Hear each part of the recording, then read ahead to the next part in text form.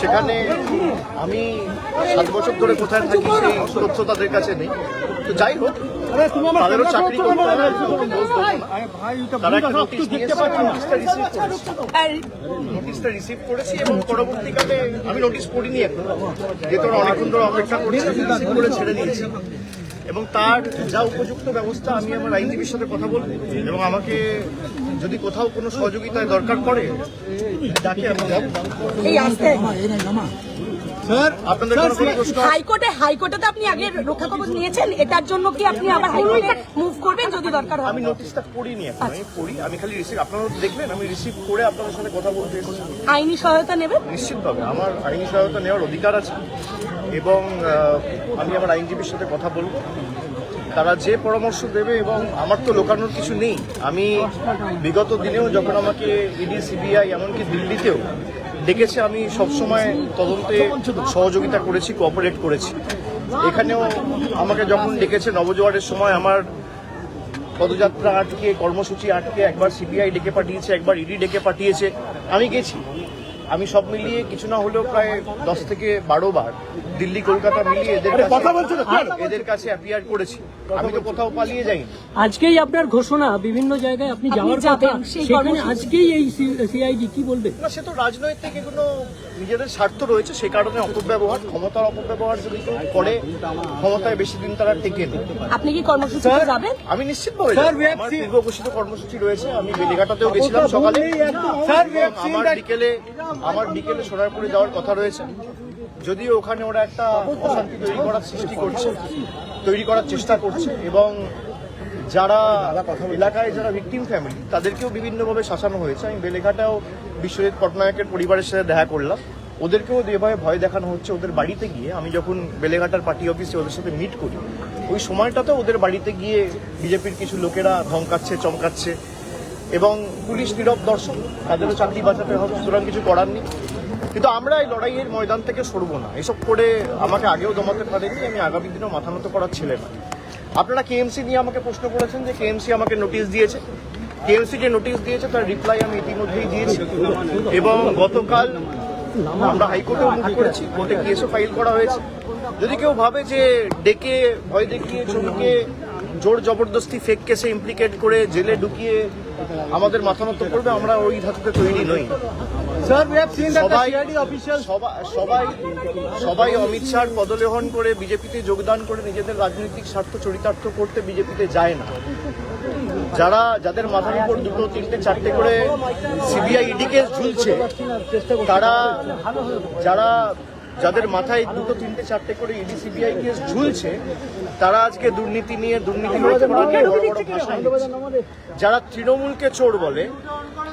বাংলায় স্বাধীনতার পর প্রফুল্ল সেন, প্রফুল্ল ঘোষ, অজয় মুখোপাধ্যায়, সিদ্ধার্থ শঙ্কর রায়, পরবর্তীকালে সিপিএম জমানায় জ্যোতি বসু, বুদ্ধ ভট্টাচার্য, পরিবর্তনের পালাবদলের পর মমতা ব্যানার্জি সহ কোনো মুখ্যমন্ত্রীকে দোকান কাটার মতো টিভির ক্যামেরার সামনে হাত বার করে টাকা নিতে দেখা যায়। এখন বাংলার যিনি মুখ্যমন্ত্রী, তাকে টিভির পর্দায় নির্লজ্জের মতো, দোকান কাটার মতো হাত বাড়িয়ে টাকা নিতে, ঘুষ নিতে দেখা গেছে। এটা আমাদের চোর বলে। মানুষ বোকা নয়, যারা লুটপাট করে ক্ষমতায় এসছে, যেভাবে রাষ্ট্রশক্তিকে ব্যবহার করে অনৈতিকভাবে ক্ষমতায় এসছে, এর বিচার মানুষ আগামী দিন করবে, এই বিশ্বাস আমার জনগণের উপর এবং গণতন্ত্রের উপর আছে। তখন তো উনি তৃণমূলে ছিলেন, এটা উনি দাবি করেন যে তখন উনি তৃণমূলে ছিলেন যখন এই টাকা নিতে দেখা গিয়েছে। তৃণমূল কি নিতে বলেছে? তারা যখন তৃণমূলে ছিলেন তখন এই কথাটা বললেন না কেন? তৃণমূল কি তাকে টাকা নিতে বলেছে? তখন তিনি পার্টি অফিসে বসে নিতেন, তা তো নেননি। যখন তাকে ইডি, সিবিআই ডেকেছিল 2018, যখন নারদ কাণ্ডের তদন্ত চলছিল, তখন তো তিনি বলেননি। বলছেন তো sir CID officials came in your house sir, क्या बात हुआ सर उनसे? सर हिंदी में उनको एक नोटिस देना था, वो नोटिस मुझे खुद रिसीव करना था, इसलिए वेट कर रहे थे। वो दूसरा जगह गलती से चले गए थे, उनको पता नहीं है मैं कहाँ रहता हूँ।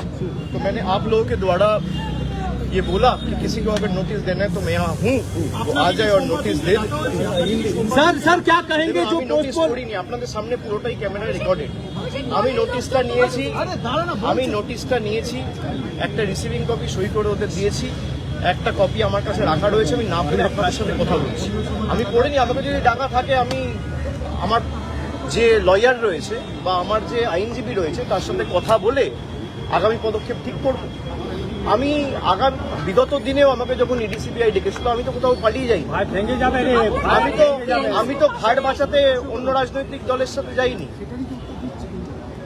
দিল্লির কাছে মাথা নত করার আগে আমাদের মৃত্যু ভালো। আমার বিরুদ্ধে এফআইআর হয়েছে কেন? আমি অমিত শাহর বিরুদ্ধে কথা বলেছি। অমিত শাহ যখন বলছে যে উল্টাপাটকে লটকা দেগা, তখন থানা এফআইআর নেয় না। যখন বলছে যে ভাই যখন প্রশ্ন যাবে না আমাদের চ্যানেলে গর্ত করে ফুটে দেবো, তখন কোনো ব্যবস্থা নেওয়া যাবে না, তখন সব চুপ। যখন বিজেপির বিধায়করা বলে চামড়া গুটিয়ে দেবো, অমুক করে দেবো, তাই করে দেবো, রোগড়ে দেবো, এমুক করবো, তাই করবো, তখন কোনো ব্যবস্থা হয় না। আপনি থানায় যান, এফআইআর নেবে না।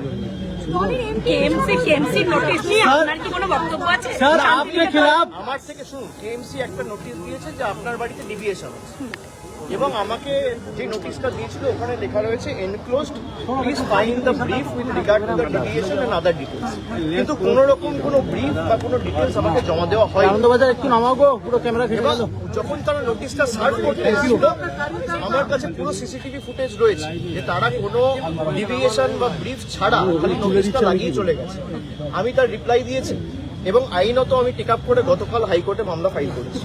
মামলা বিচারাধীন, কোর্টে বিচারক। सर आपके खिलाफ एफआईआर भी किया गया है अमित शाह के ऊपर बोलने के लिए। जो करना है करे, जो करना है करे। अगर बीजेपी को लगता है भाई, पहले आप ये पहले समझ लो कि पहले ईडीसीबीआई थे, अब बंगाल पुलिस और कोलकाता पुलिस आ गया, साथ में केएमसी आ गया। अरे दादा ना, पहले 2-3 इन्वेस्टिगेटिंग एजेंसीज थे, अभी 5 है। उनको लगता है कि भाई 5-6 एजेंसीज को लगाऊंगा और इसको कैसे भी भाई गुमराह करके सर झुकवाऊंगा। मैं वैसा आदमी नहीं हूँ।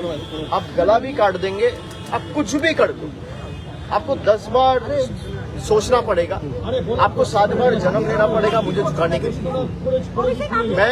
हम लोग तो गद्दार नहीं है।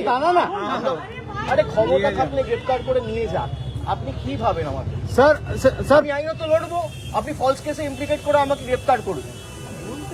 আপনি গ্রেফতার করে নিয়ে যান, সিআইডি আপনার, ইডি আপনার, সিবিআই আপনার, কলকাতা পুলিশ আপনার, ওয়েস্ট বেঙ্গল পুলিশ আপনার, নিয়ে যান। আমি তো পালিয়ে যাচ্ছি। অভিষেক, আমি এখানে क्षमता सर पोस्ट पोल वायलेंस में जो लोग पीड़ित है उनके साथ आज मुलाकात करने जाएंगे। सर क्या अवस्था में अभी है? मैं गया था सुबह, एक परिवार से मिला था, अभी फिर आधे घंटे 1 घंटे में निकलूंगा, दूसरा एक परिवार से मिलने जाऊंगा। सर ये होल्डिंग सेंटर्स के ऊपर क्या कहना है? होल्डिंग सेंटर्स जो सेटअप किया गया है सर, होल्डिंग सेंटर्स के ऊपर, सर होल्डिंग सेंटर्स के ऊपर क्या कहना है? আপনার কানে কানে বলেছে, আপনার কানে কানে বলেছে দল সমষ্টিগত পরিবার, দলে আলোচনা করার সুযোগ রয়েছে। सर আলোচনা করছে, দলের ভিতর অনেকে সমালোচনা করছে, আমি পুরোটাকেই স্বাগত জানাই। सर होल्डिंग सेंटर के ऊपर क्या कहना है सर? उसमें देखा कोई रूल फॉलो नहीं करके किया गया।